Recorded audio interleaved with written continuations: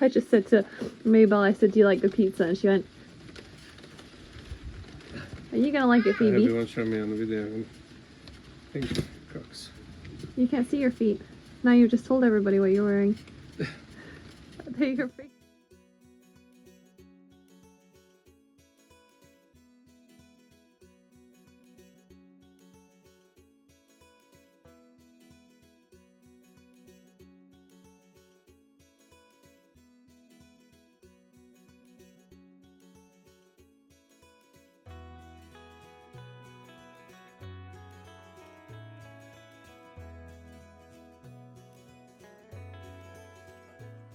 Hello again, sweet darlings. We're out on a walk, and I've been really struggling recently to find some quiet time to film some stuff, talk to you all about important topics, and I've realized that kind of early on in this journey I was just a lot more relaxed about doing it like with kids in tow.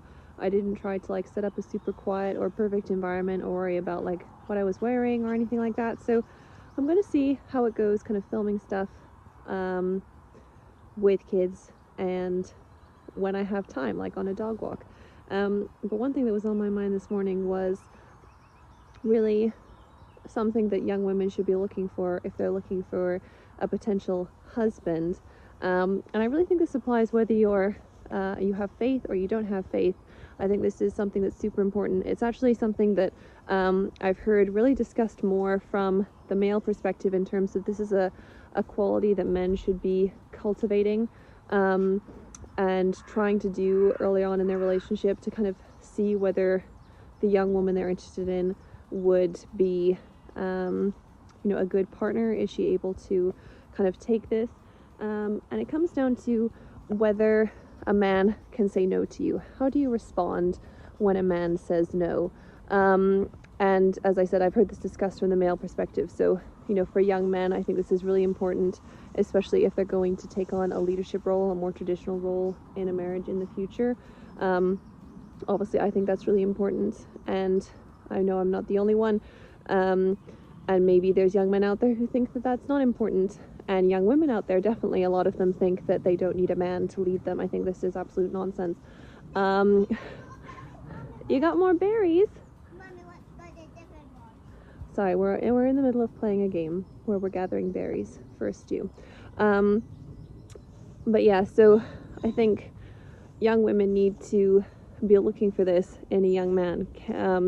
Find a man who will say no to you, and I think that that's actually an excellent sign that a man is confident. This is really hard for young men, I think, especially now, because they're being told from all sides that they basically just need to go along with what a girl says and be kind of facilitating women's preferences, women's empowerment, and it really demasculates men. They don't really know what they're supposed to be doing. So if you find a young man who can say no to you, even if it's something like, no, I'm not free then, or no, that plan doesn't work for me, or no, I don't want to go there for dinner, I want to go somewhere else, or you know what, no, I didn't like it when you did that, or no, I'm not comfortable doing those things, I think that that's a really, really good sign.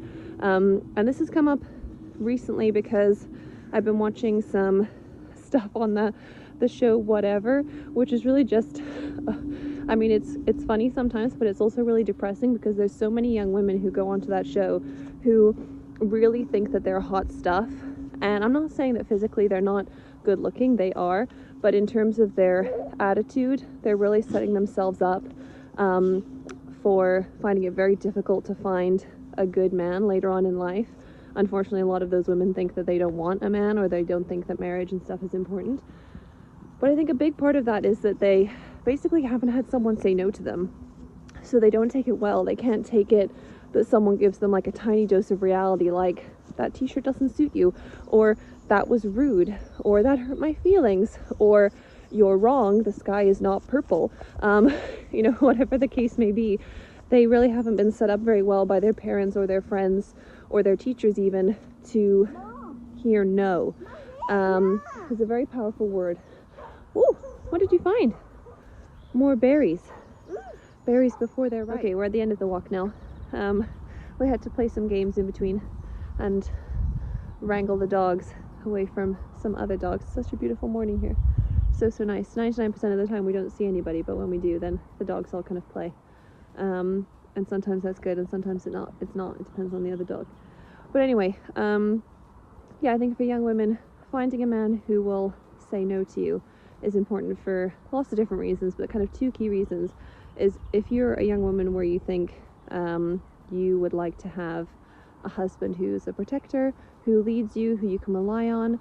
Ultimately, you might think, or you might have been told, that you want a guy that says yes to you, like a yes man, someone who just follows along with what you want to do, you can be in control. But most of those guys, unfortunately, their wives don't really end up respecting them, and you don't want to be with someone where you feel like they are just a little pushover for you, a little B1TCH. It's not attractive. Even if it's convenient, it's definitely not attractive in the long run. I think it also brings out the worst in women. If you've got someone who will never say no to you, then you can become a little bit mean, a bit pushy if you know you're going to get away with bad behavior. That's not good in a relationship, especially in a marriage.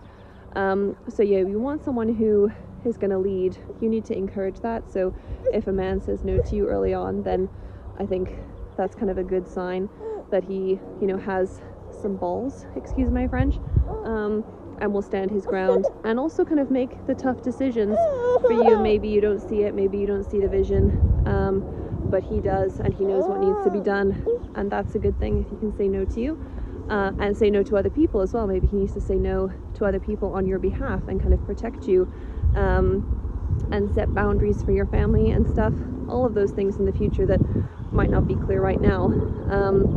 And another reason is, I think, the way that men lead their wives provides a really excellent model for leadership for women when they have children. So if you have a husband who can say no to you gently, who encourages you to do better, who forgives you when you make a mistake, those are all kind of the skills that you need to take into being a mother, because you are in control of your kids in a way that the husband is kind of head of the household. You're head of the kids largely when you're a mom, and you need to kind of learn those leadership skills.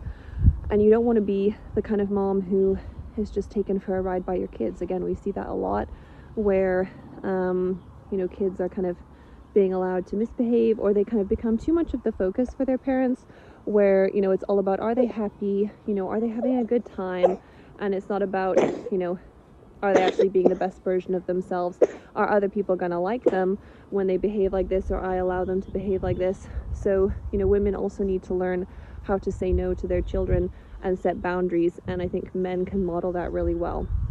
So yeah, just kind of my 2 cents this morning. Very informal. Yeah? Did you find one? My daughter's rescuing caterpillars that are now kind of rehoming in our house in a jar, as you do. The joys of spring.